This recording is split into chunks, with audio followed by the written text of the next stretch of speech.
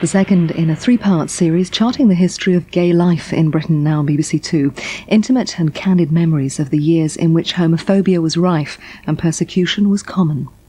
It's not unusual to be loved by anyone.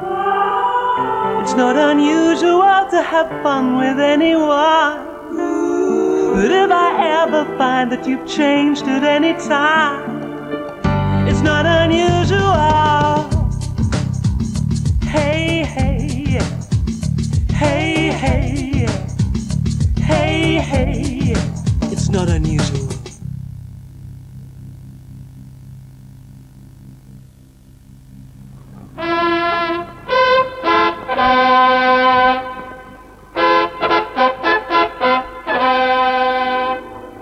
London prepares, for this is London's day. London is royal and gay. We decided we would camp out, in the proper sense, just by Piccadilly Circus, because we realised if we got there 2 days before, we'd be dry under the arches. And so there we were, all nicely installed, ready for the coronation going past.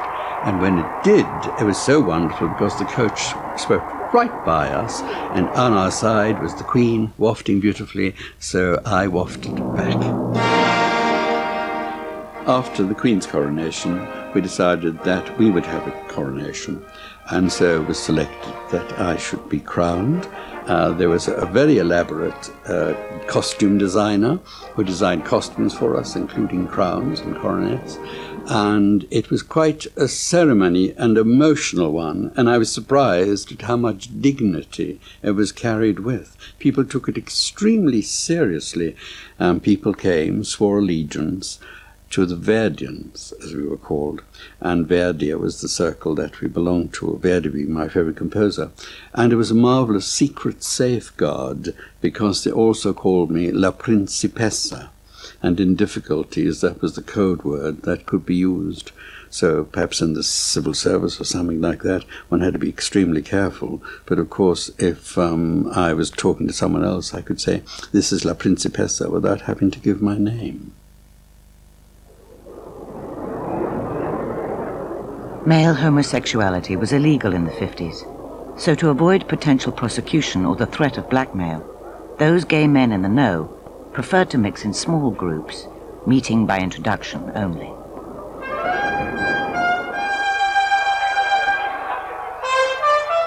The parties were divided into sections.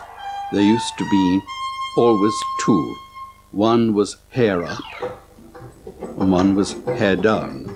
Sometimes it changed to earrings in, earrings out. We had a secret doorbell below the ordinary bell, which was to be used in case of emergency. And if the party was taking place and the doorbell went, we knew immediately that we'd have to change, and the girls would have to dance with the boys, and would have to make it look like an ordinary party.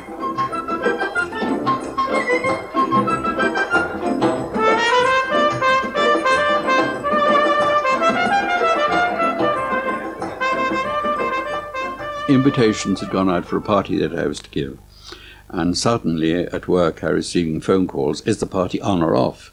The trouble being the Montague case, which had developed and exploded, and it was in such difficulty that none of us knew what to do. Lord Montague was a peer and a member of the aristocracy, arrested and imprisoned in 1953 for homosexual offences.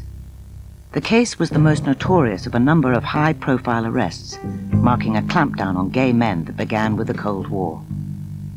In 1951, two homosexual spies, Burgess and Maclean, had defected to Russia. The government thereafter perceived gay men, already the victims of most known blackmail cases, as a real security threat. The United States had already sacked suspected gay men in state jobs and strongly encouraged Britain to follow its lead. Scotland Yard drew up a plan with the help of the FBI, and war was declared on homosexuality. Well, if you could have written the survival guide for gay men at that time, it would have said, never give anybody your surname or your address, never tell anybody how you earn your living or where you work, never take anybody to your home, and never write letters, whether affectionate or otherwise, to anybody with whom you're sexually involved, or even to anybody who you know to be gay. Donald and I both were civil servants, of course, but we had to be very careful to make sure that no one knew that Donald and I lived together. It was very difficult because I even had to give another address, which was very awkward. But one day we were at the opera, and there was a lady who was in our office, saw us, and she said, "Oh, I didn't know you both were interested in opera. How did you manage to get your seats together?" And worse followed when we left and were travelling home together, and she happened to be sitting in our same compartment, and unknown to us saw us get out at Hampstead, and we were reported, and I was moved to another office out in Hackney. It was as bad as that in those days.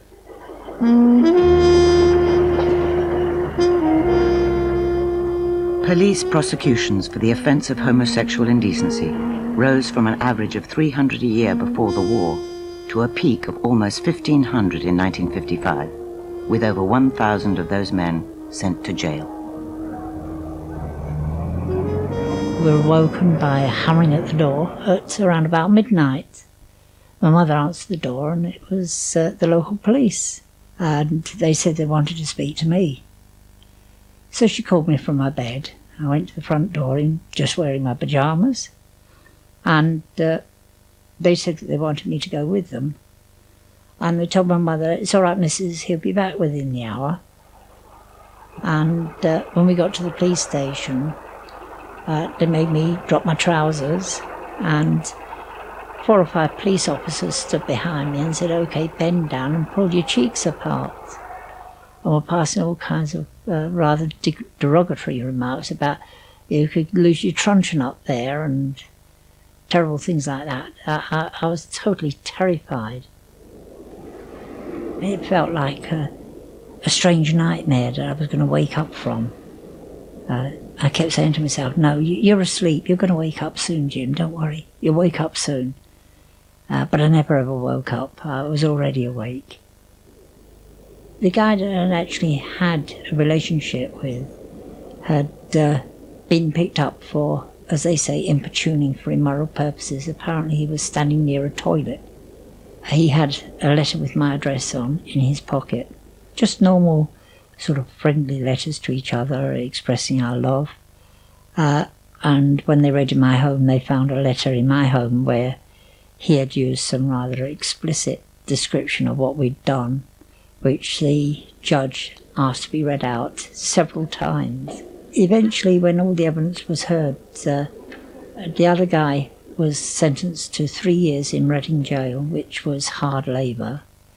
I was given a fine of £50 or 6 months in prison, with the added burden that for 3 years I was to be a good behaviour. If any time during that 3 years I came before a court for a similar charge, that the judge's recommendation was that I would serve a minimum 25 years sentence without remission.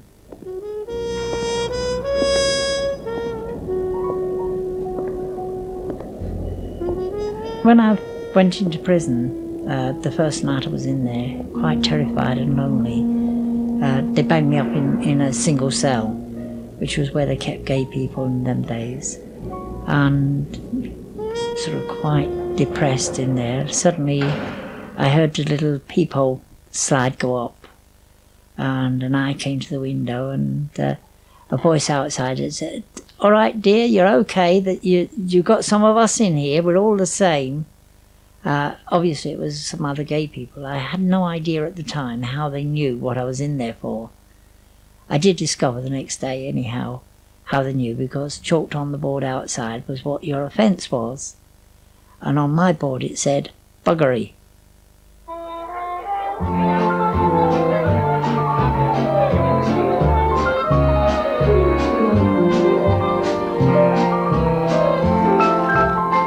The war had ruptured family life, and now marriage and motherhood were promoted vigorously as the country sought to re-establish family values. For lesbians and gay men, it was hard to avoid the pressure to conform, but marriage could turn out to be another kind of prison, for those who succumbed. It wasn't until I was married that I realized that sex was absolutely horrendous for me. And I can remember feeling quite nauseated. Can also remember at one stage going to my doctor, and he said to me, a lot of women feel like that. Emotionally, things became quite difficult, and I felt I just couldn't cope any longer, and I felt it would be a detriment to my children if I stayed alive. I had very, very low self-esteem. So I contemplated suicide, and I made sure that I had things for the children. I bought them toys and new clothing, and so that they would find it on the day that I wouldn't be there. And in those days you could buy insulin over the counter quite easily, and I sort of rationalized if I gave myself an overdose of insulin, that would send me to kingdom come. So I looked around and I found some really very thick rhododendron bushes in Hyde Park, and I thought, well, they will be marvelous. So I already hid in the bushes, then injected myself, and I probably went into a coma. Those particular bushes were fairly close to the Hyde Park police, and they did have dogs in those days, and I was found. The police didn't prosecute me. They said I needed psychiatric treatment, and I was particularly lucky in having a psychiatrist who recognized that I was a lesbian. She actually voiced it. She actually labeled it.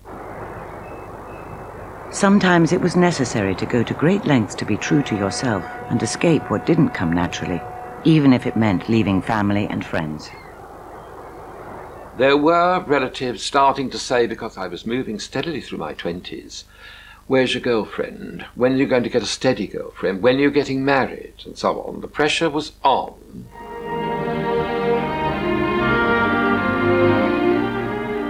Publicly I said, I'm going to Africa to have a look at a part of the world that I don't suppose I should otherwise see. And indeed there was some truth in that. I think it was certainly true of some men that they went to the former colonies for a freer and a wider life. There was a sexual freedom, and that applies equally, I think, to men who were heterosexual as well as to men who were homosexual. I saw a gentleman looking in shop windows and along at another gent, and I thought, oh, well, there may be life in Central Africa yet. And there was, as I proved on the second night that I was there. I found that right in the centre of Salisbury, Harare, there was Cecil Square, named after, of course, Cecil Rhodes. And a lot of gents moved around in the shadows, and I did meet someone. And we went back to the hotel where I was staying. I didn't really much care whether he was 19 or 90. I really didn't much care whether he was short, fat, bald, or whatever. And this seems very unkind to abuse someone, but that was one of the ways that we did have to behave, because after having made love, it was so important to light that cigarette and discuss, well, just where do people go in this town?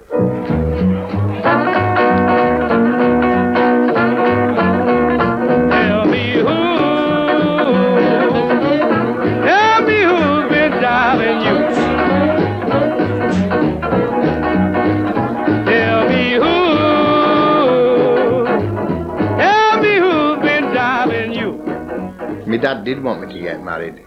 He was really adamant. He used to take me up the garden and talk to me. And he said, you know, it's about time you got married because people are talking about you and everything. And I said, well, I can't tell what I am. And he said, well, what are you? I said, well, I'm different. I know, what do you mean different? And I said, well, I like to go with men. And he says, it's just a phase that we all go through it. He says, you all play about with each other and what have you. He says, it's about time they got married. It met me and the mother happy. I used to go out with girls. I had girlfriends. Lots of girlfriends. I were okay while with the girl on the back row of the pictures. I used to get a cock stand as hard as iron. Then we used to go walk down the field. Dead. I couldn't do a thing. Never know how much I love you. Never know how much I care. When you put your arms around me, I get a fever that's so hard to bear. You give me fever. I met Carol at the Mother Tester Club. It was an anarchist club. And she was really the very first person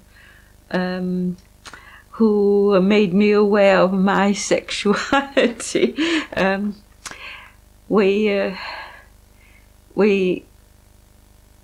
She invited me home, and I sort of made a spurious alibi because my kids were still small, for somebody to look after them, and I wanted to stay out the night. So, I had to lie through my teeth what I was doing that weekend.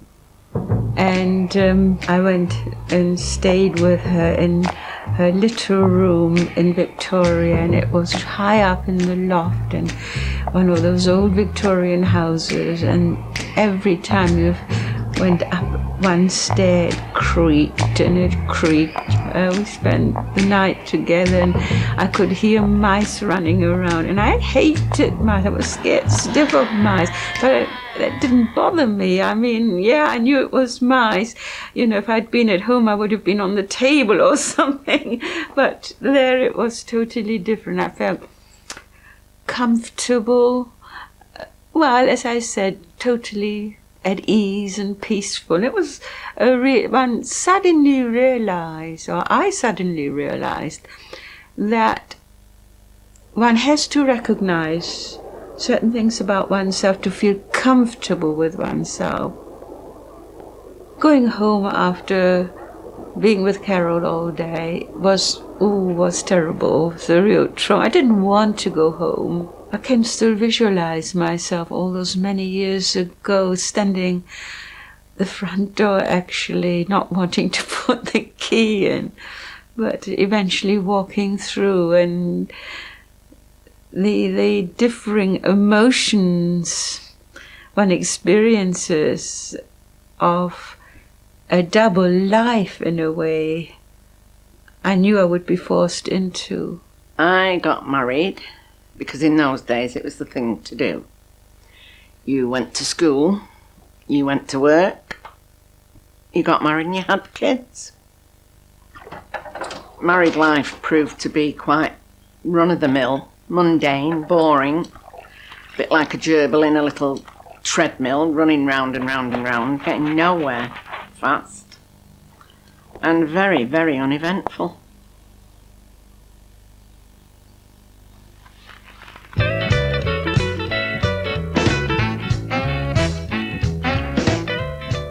There were several of us wives in our little clique, and we would have girls' nights out, which was Wednesdays and Fridays, and our husbands used to go out other nights. And if you happened to stay in on one of your nights, then you forfeited it. So even if you weren't feeling very well, you'd still go out. And one particular friend couldn't get back to where she lived and used to stay on Friday evenings on the settee. And after a few discussions with my husband, telling him I had feelings towards her, he said, well, the only way you're going to get out of this phase is to do something about it, so why don't you just go down there and get it over and done with? So I proceeded to go downstairs and chatted to her, and things happened, and I didn't go back upstairs till a shoe came flying down and said, how long are you going to be? And I decided then that that was it for me. So we then giggled and had a chat and decided that we would go out and find some real lesbians, because we didn't class ourselves as real. We thought we were just playing.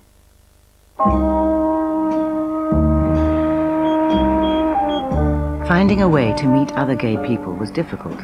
The few bars that tolerated gays existed only in the big cities. Very often these pubs were the same ones that turned a blind eye to prostitutes and other outlaws from society. When I came out of prison, being as I was already a criminal, I decided, well, you know, I might as well start living it up, and I started wearing makeup and parading around London, and eventually got a job in a bar as a barmaid in a clip joint where I could wear makeup all the time. It made it a lot easier to meet other guys who were like-minded, and I used to get stopped by the police and asked why I was wearing makeup, and I just used to say, well, I've been filming, darling. Sex with a woman was completely and utterly different to anything I'd ever experienced. We decided we'd have to make plans to leave this married life scene. We got to know via the grapevine that there was a pub called the Union in Manchester. When we went in the place, there was lots of men dressed as women, which we'd never seen before, all made up in wigs and miniskirts, and some singing on stage, and it was just really unbelievable. One very kind drag queen called Shirley came over and was quite friendly, and he said, do you know how things work in here, girls? Is it your first time? And we said, yeah, we've never been before. And he said, are you together? So we said, yes, but we want to make friends. Drag queens had their own language, which was called Polari. And if you were well in, they would explain some of the words to you, but if you had to really get to know them before, because they would chat away in this language, which was a bit like backslang. And they would say Nanti Polari in front of the Omi, which means don't speak in front of the straight person. And Vada the Ekaf, which is look at the face. And it was like a total other planet with its own language, its own life, its own little world, which just continued without anybody else knowing about it. And like I say, we had these 2 nights a week out, but she was going on holiday with family. And I said, well, what will I do when it's our nights out? What am I going to do?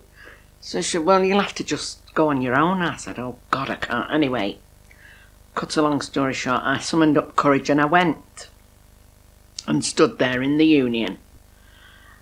And quite quickly, this chap approached me and offered me money. And I was outraged. I said, how dare you? Go away, or words to that effect. And I turned my back on him, but there was a black guy who used to be a barman, come bouncer, come minder, come everything there, who came over to me and said, look, he's not being offensive, he just thinks you're a business deal. And I said, well, tell him I'm not. Anyway, that was on the Wednesday, so on comes the Friday, I've got to go out again on my own, this big ordeal. And the same chap was there and came over and said, look, there's nothing to worry about, it's a chance to earn some money. And I don't know to this day what came over me, but I took the bull by the horns and off I went with him. When she was coming back off her hol, I thought, oh crikey, what's she going to say to me now? And she was all pleased to see me and saying, hiya, how did you do while I was gone? I went, oh God, you're not going to speak to me now. She said, why, what have you? I said, you won't believe when I tell you. I'm on the game. She said, you're not. I said, well, I am, whether you like it or whether you don't. I told her I'd earned £15 while she was gone. And that was 5 weeks housekeeping money to me, because I got £3 a week. And he thought that was too much. And I'd earned this 15 quid while she was just away for a week at Butlins. So, how wonderful, and how soon we'd have money and be able to buy a house, which I did. The reason why gay men linked with the prostitutes and the other criminals was we gave each other protection in a roundabout way. If girls were caught on the game with condoms, they would be charged for prostitution. If a gay guy were caught with a tin of Vaseline, he would also be charged with prostitution. So the girls would carry the Vaseline and the lads would carry the condoms. It made for a rather strange relationship, a rather strange set of bedfellows. Prostitution and homosexuality were inextricably linked in the public mind. When, following the Montague case, the government was pressured into commissioning a report on homosexuality, it was combined with research into prostitution. The committee, headed by Sir John Wolfenden, published its findings in 1957. To the government's surprise, they recommended that consenting sex between adults in private should be made legal. Even the church backed the reforms, suggesting an age of consent at 17. We don't see why this particular form of sexual misbehavior, as distinct from adultery, fornication, lesbianism, all the others, we don't see why this particular form of sexual behavior, which we regard, as most of us, as morally repugnant, why that and that only should be a criminal offence. I remember going uptown and buying all the papers I could get my hands on and taking them into the Sunbeck cafe in Nelson and reading through them to see what the reaction of the papers was, and indeed what the committee had recommended. The press reaction was generally favourable, but the government, fearing public opinion, did not act to change the law. So in 1958, a pressure group called the Homosexual Law Reform Society was set up. It was the birth of a campaign that was to take 10 years to achieve just some of its objectives. Alan Horsfall was a supporter. The first letter I wrote to the national press advocating homosexual law reform was in 1958 to a paper called Reynolds News. I dropped it rather merrily into the postbox and immediately felt sickness in the pit of my stomach, because I'd only been a councillor for about a fortnight, I think, and the background was that I'd submitted an election address which had all the possible dangerous bits edited out by the local Labour Party hierarchy. I wasn't allowed to mention my membership of the National Association for Mental Health, and I wasn't allowed to mention my support for the campaign for abolishing capital punishment. So I thought, if all these things were unacceptable to them, what are they going to say to me for backing homosexual reform a fortnight into my council membership? They're going to say that not only am I reckless, but that I'm devious. And I was literally off my food for a couple of days. And when it was known that I was involved in seeking change, it was considered to be quite reckless. And it had quite a profound effect on my social life at the time, because some of the people who I used to drink with in the bars would no longer drink with me. They'd come in and order a drink and go and sit elsewhere. And it was as though they felt that my high profile and vulnerability would rub off onto them. And one of them actually asked my partner not to speak to him if they met in a bar. And there was that fearfulness, which was a small town thing, but which was real.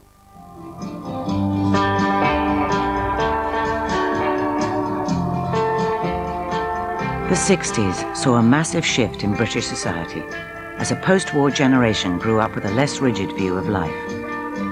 The ban on any mention of homosexuality on the stage was lifted, and the mounting pressure for law reform meant that for the first time, television audiences were introduced to the twilight world of the homosexual. Homosexuals usually live two lives, one of which is completely concealed from their family and colleagues. No one knows, no. How would they react if they did? They'd be tremendously shocked. The reason is that I live a very normal life. I'm back home, and I really live two lives, one here and one up north.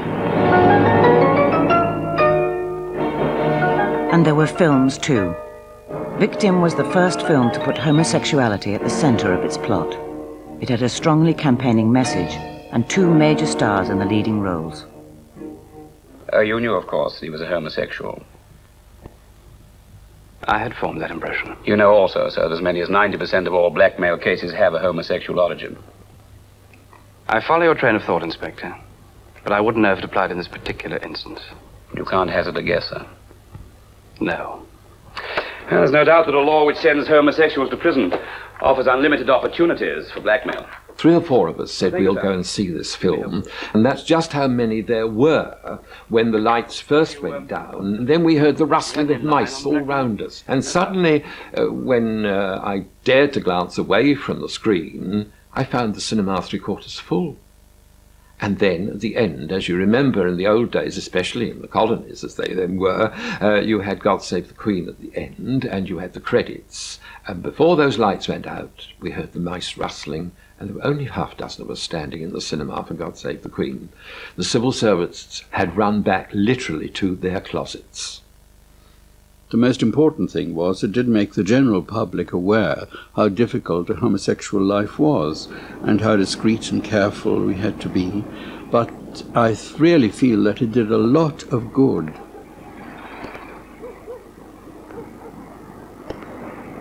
While there were the first hints of change in the air, gay life in reality was still conducted in secret and often at great personal risk. In the early days, the only way a man could meet another man was in the local public toilets, which invariably were little tiny buildings hidden behind some trees. And so, because they looked very much like little cottages in the countryside, we called them cottages. And the act of going into them to meet other men, well, became cottaging. You would go in there and you'd spend a little time in there and hope that somebody who fancied you would come in. If you fancied each other, then hopefully you wouldn't sort of have sex there and then on the spot, but would disappear either into the woods or back to your own home. Well, you never know who you're going to meet. And, well, I used to like going cottaging because there were an air of danger about it. You know, adrenaline used to rush and I might get caught, and I think that feeling is a wonderful feeling, that you might get caught. It's terrible when you do get caught, but if you don't get caught, it's wonderful. I went to Doncaster one night to Enfield Park. There were 3 men stood at the back and all the urinals were full. And this fella moved, so I went and stood at the side of this other one because I knew him. Comes outside, hands on his shoulders, one on his and one on mine. With police officers who have been watching you for past so long, and we're arresting you for gross indecency.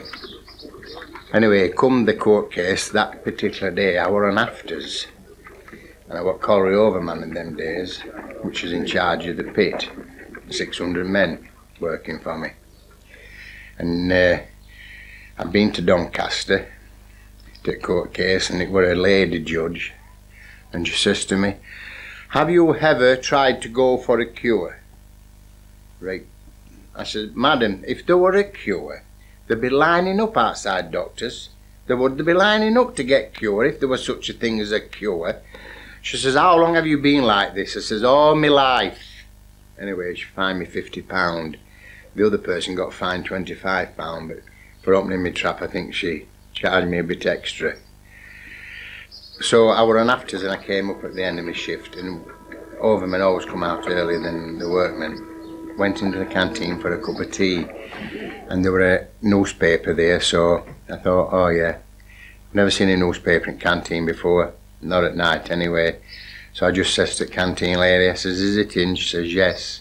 Headline, Fred, minor admits to being homosexual all his life. I thought, oh, they're rotten dogs. That's for opening my mouth, that. I didn't know, I thought this is it. It's the end of my career, this. Anyway, after I'd done all what I had to do, I went down to me union secretary, Arthur, and he says, "Look, Fred," he says, "we've all done it. We've all played with somebody. Don't let it worry thee. come on and come up to the club with me. I says, I can't go in that club, Arthur. Ain't working men's club with all men in. I said, I can't go in there. He says, come on, they're going in. Anyway, we went in tap room and they're all stood at bar there. Anyway, one of the lads come over and said, Fred, if they can admit being a great big puff all their life, they're a better man than us. Come and have a pint. Lesbian sex may never have been illegal, but the difficulties women faced in finding and meeting other women were, if anything, even more acute, given the greater social restrictions they faced. In one attempt to tackle this isolation, Esme Langley founded the Minorities Research Group in the early 60s. Since you founded this group, has the development of it surprised you in any way? Only that we've had a remarkable number of letters from married women, which rather startled me. I had no idea that so many married women still feel that they are basically homosexual. But most women still found out where lesbians met through chance conversations. When I came over here, I was 14 years of age, and I got a job in the cotton mill. I was a doffer at the time. And I was down one day in the washroom talking about this, that and the other, as they did in the cotton mills on their breaks. And they were going on and on and on about these pubs in Manchester and and where all these puffs and pansies go and all these types of people. And to be perfectly honest with you, I thought they were talking about flowers. I really did, when they were going on about pansies and stuff.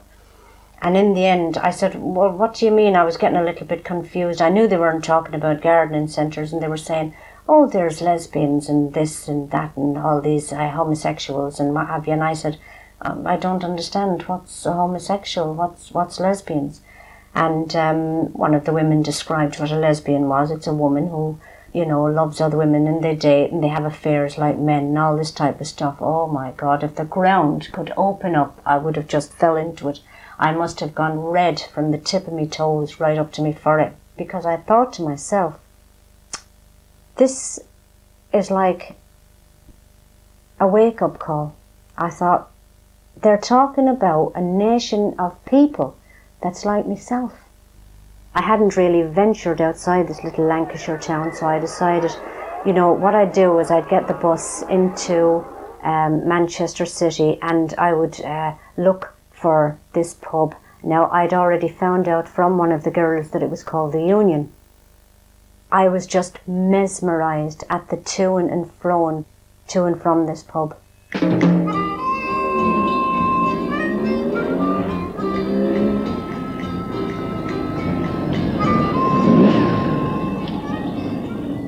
The swashbuckling approach, the heartiness, the thumping stride, the tough man's clothes. These things are natural to some lesbians, but mostly unacceptable to people outside that world. I realised quite quickly that you had to take on some sort of a role, either a butch or a femme role. Now, to be perfectly honest with you, I couldn't see myself anymore in ankle socks and little low high heel shoes and the mini skirts and the ponytail and all. I couldn't really run to the cut with that anymore. The procedure was that all the girly girls would sit at tables and all the dykes, as they're called now, but we used to call them butches, would saunter about, and if you were fancied, they would let you know with eye contact. One day, one of the women walked up to me and she said, Lucia, you're really going to have to make your mind up, you know, which way to jump with your lesbianism, because, you know, you're neither Martha nor Arthur. I said, pardon? She said, you are neither Martha or Arthur. And I thought, she's right. I couldn't get off with anybody. So I decided I'd buy myself a shirt and tie, small waistcoat, get me hair cut, trousers, shoes, the lot. I took a look at myself in the mirror and I thought, this is it. I'm one of them. We used to wonder why these butchers wanted to dress the way they did, and I said, well, why don't we try it and see what's in it? So we stole 2 of her girlfriend's outfits, which were quite nice handmade suits. And off we went to Leeds in this men's gear. And we had to remember when we sat down to sit with your leg up across the other one, male style. And you had to remember when you smoke your cigarette to puff it like a man does, not like, they had their own little mannerisms. And we were at it on the way. Now, don't forget, when we have a cigarette, we've got to smoke it like a butch. And when we sit down, we've not got to sit with our legs crossed like a girl does. We've got to sit with them spread out like a guy does.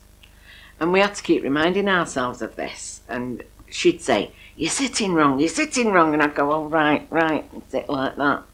And she'd say, no, you don't smoke your cigarette like that. And I'd say, well, I won't smoke one then. When I'm feeling blue, all I had to do is take a look at you. Within about half an hour of us arriving at this Hope and Anchor pub in Leeds, 2 lovely feminine little dollies came draping themselves round us. We were these 2 new butchers in town, they thought, and they'd never seen us before. We'd seen them on our previous visits, but we were in disguise. We've got a groovy kind of love. Television programs and newspaper articles led to a growing awareness of homosexuality. But this new openness had a downside, as it also led to an increase in unwelcome attention. The medical profession had always seen lesbians and gay men as sick. Now some attempted to cure them. Aversion therapy, developed as a cure for alcoholism and gambling, was now tried out on gay men, involving either painful electric shocks or induced vomiting. But this wasn't the only so-called cure that found favour in the 60s. I never figured that when I got into all this drag business that I would ever envisage not being able to get work and stuff like that. I never thought about that. And of course, like all the rest of the young butch lesbians at the time, they couldn't get work anywhere because your hair was too short. You looked the part, basically. I got into petty thieving and stuff like that, and as you would normally, you always get caught. All the kids, they get caught, and I wasn't any exception. I thought that this probation officer that I would get would be very nice because her name was Miss Maguire, and being Maguire, I thought she's Irish, so she'll understand me. I was in for a terrible, terrible shock. She was horrible, absolutely horrible. And she convinced me that the reason I had got into petty crime and that I was such a sad little person was because I was homosexual. And that really speaking, if I wasn't homosexual, that I would be very different to what I am, and that I could go home to Ireland and be with all my family again, who had now, by the way, totally deserted me. And that would be the end of my troubles. And I went along to see the psychiatrist, and he agreed with her that basically speaking there was a problem, and my problem was my homosexuality. And they were discussing about how they could put it right, and he made some suggestions on a number of occasions about a part of my brain not being developed right, and that really speaking the only way for me to go forward and become heterosexual was to have surgery. And so I toddled off into the union that night, as I did every night of the week, like all of the youngsters did. And I was chatting to one of the older butches there about this psychiatrist and etc., etc. And she was absolutely horrified when I was telling her that this guy would just cut out a little part of my brain, etc., etc. And she just put her arms around me and she said, Lucia, I was only young, she must have been about 55, 60. She said, please don't go back to these people, because you will not end up heterosexual. You will end up like a cabbage. You won't have any feelings whatsoever. You won't be able to love anybody, let alone say feel anything. Talking as a Londoner, I think in London itself, the amount of how rife homosexuality has become in London itself. I would say again in retrospect that a few years back, that again 2 or 3 years ago, that you were very blatantly sort of approached by different people in different places. Really? Mm-hmm. And it does still, you say it's worse. I think in actual fact it has become worse over a period of time, but it's one of those things that you have to live with nowadays. Yes. After years of political campaigning, the battle for law reform was finally won. The 1967 Sexual Offences Act finally made sex in private between two consenting adult men over the age of 21 legal. It received a muted reaction from campaigners. They considered the act deeply flawed, but it was a beginning. The closet door may not have been flung open, but at least it had been unlocked.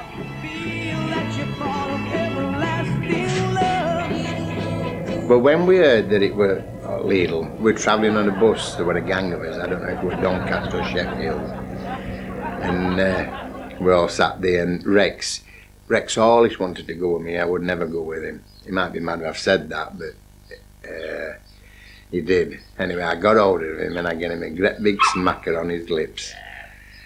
And he says, "Oi, everybody's watching." I says, "It don't matter now, it's legal. It's legal now, we can kiss each other." I feel it in my fingers, I feel it in my toes. While the law had changed, outside the big cities, there was still nowhere for other gay people to meet. Despite this, there was a growing sense that times were changing, that a hippie generation was going to be gentler and more tolerant of others. I overheard a conversation with some girls at the back of me, and they were dressed a little bit peculiar, really. They had there was an odd smell off of them. It was whatever kind of oil it was, petrol oil. I thought all their clothes was damp and that they were living in cellars and stuff like that. And they had these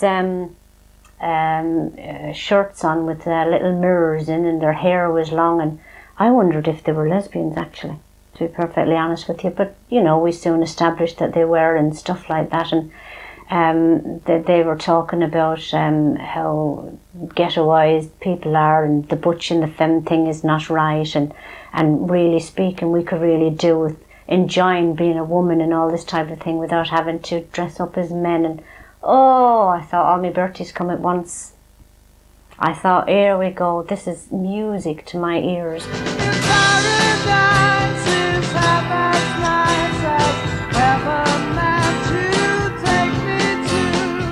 It seemed as we lived in a corset culture beforehand, and suddenly you were able to loosen the stays, and that was really marvelous. There was a feeling of progress. There was a feeling that people were going to be kinder, and there was a throb in the air, and I thoroughly enjoyed it.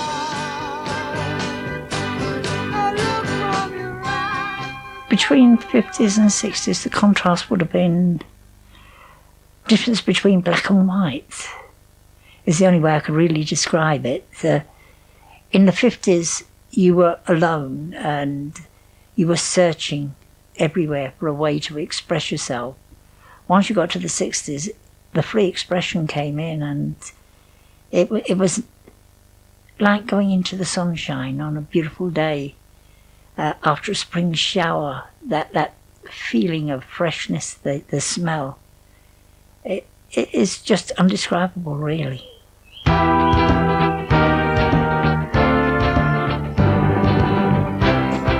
Jim turned on, tuned in, and dropped out with the hippie movement. Charlie became a sex counsellor and now speaks in Hyde Park on gay rights. Josie is a retired publican. David and Donald lived happily together for 46 years.